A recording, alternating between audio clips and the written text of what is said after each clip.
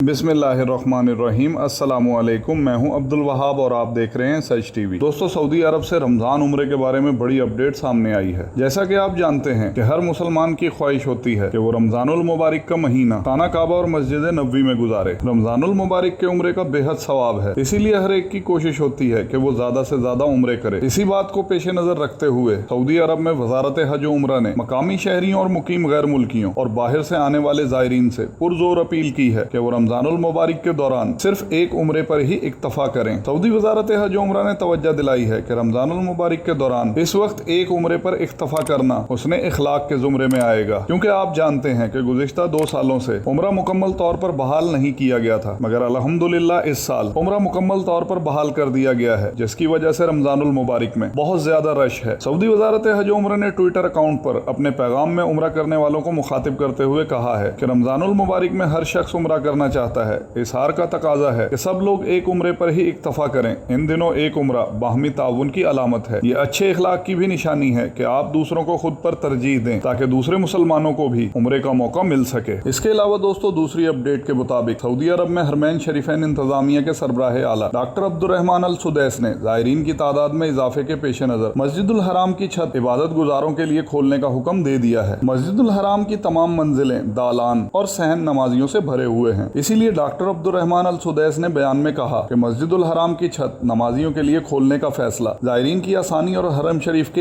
एक एक हिस्से से भरपूर फायदा उठाने के लिए किया गया है। जायरीन को मस्जिदुल हराम में हर जगह तमाम मतलूबा सहूलतें मुहैया की जा रही हैं। इसके अलावा दोस्तों, सच टीवी ने गुज़िश्ता वीडियो में आपको हज दरख्वास्त जमा करवाने के लिए 3 जरूरी काम बताए थे ताकि आपकी हज दरख्वास्त बर वक्त जमा हो सके। उन 3 जरूरी कामों में एक काम जो आपने वैक्सीन के मुतालिक करना है, उसके बारे में बहुत से मौजूद नाजरीन के सवाल आए कि कौन सी वैक्सीन की कितनी डोज लगवाना जरूरी है, तो इस बारे में आपको मुकम्मल मालूमात फराहम कर रहे हैं। दोस्तों, ज़ेरे नजर तस्वीर में आप वैक्सीन के नाम देख रहे हैं, तो अगर आपने इन वैक्सीन में से कोई भी वैक्सीन लगवाई हुई है तो आप हज 2022 की दरख्वास्त जमा करवा सकते हैं। इनमें सबसे पहले फाइजर की 2 डोजेज, एस्ट्राजेनेका की 2 doses, Johnson and Johnson 2 doses और मॉडर्ना की 2 डोजेज। जबकि जिन हजरात ने चाइनीज वैक्सीन साइनोफार्म और साइनोवैक लगवाई हुई है, उनको ऊपर बताई गई 4 वैक्सीन में से किसी भी एक वैक्सीन की बूस्टर डोज लेना होगी। इसी तरह कोवैक्सीन और स्पुतनिक 5 लगवाने वाले भी पहली 4 वैक्सीन की एक बूस्टर डोज लेंगे, जिसके बाद आप आसानी से हज 2022 के लिए दरख्वास्त बर वक्त जमा करवा सकेंगे। तो अब तक के लिए दोस्तों बस इतना ही। बाकी जैसे ही सऊदी अरब से कोई न्यू अपडेट आएगी, हम बर वक्त आपके साथ शेयर करेंगे। आपका कीमती वक्त देने का बहुत शुक्रिया। अस्सलामु अलैकुम वरहमतुल्लाहि वबरकातुहू।